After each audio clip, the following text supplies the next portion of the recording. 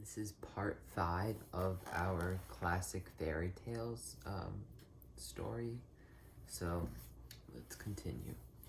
Hansel and Gretel. There was once a woodcutter whose beloved wife died, leaving him to bring up two little children. After a while, the woodcutter married again, but soon after that, times became hard, and there was often not enough to eat in the woodcutter's cottage. The new wife tried to make ends meet, but she soon became tired and sad. One evening, when the children were in bed, she spoke to the woodcutter.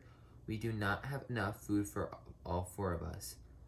Let's take the children into the forest and leave them there. Who knows, someone who will be able to take care of them better than we can may find them." The woodcutter did not want to agree, but he could think of no other solution. Meanwhile, the woodcutter's children had been listening at the door. "Don't worry, Gretel," said the little boy, whose name was Hansel.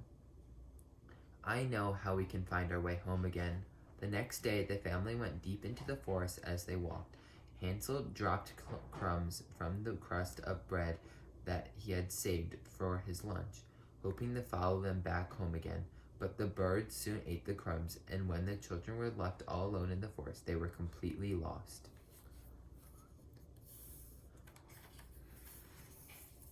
Hungry and afraid, Hansel and Gretel wandered through the trees. Suddenly, they saw a wonderful sight, a cottage made of candy and gingerbread.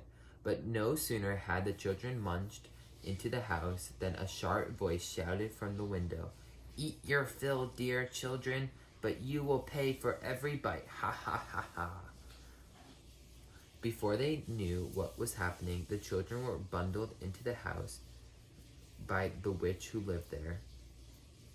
"You will work for me, sweetheart," she said to Gretel, "but your dear brother will be a tasty dinner when he is a little fatter." Every day, the witch asked Hansel to poke his finger out of the cage where she kept him, so that she could see if he was fat enough to eat. But Hansel held out a chicken bone to make her think that he was just skin and bones himself. At last, the day came when the witch could wait no longer. "Stoke up the fire, sweetheart," she said to Gretel, "and put your head in the oven to see if it is hot enough." But Gretel did not trust the old witch. "I don't know," she said. "You better check yourself." No sooner had the witch poked her head in the oven than Gretel gave her a huge push and slammed the door shut, and she hurried to free Hansel.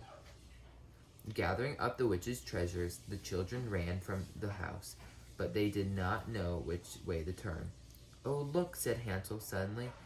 "It's one of the little birds that ate my crumbs. This is going to show us the way." The woodcutter could hardly believe his eyes when he saw his children returning. His wife had left, and he was all alone. When he saw the treasure that Hansel and Gretel had taken from the witch's house, the woodcutter laughed. "This will make us comfortable for the rest of our lives," he said. "But you two are my real treasure, and I will never lose you again."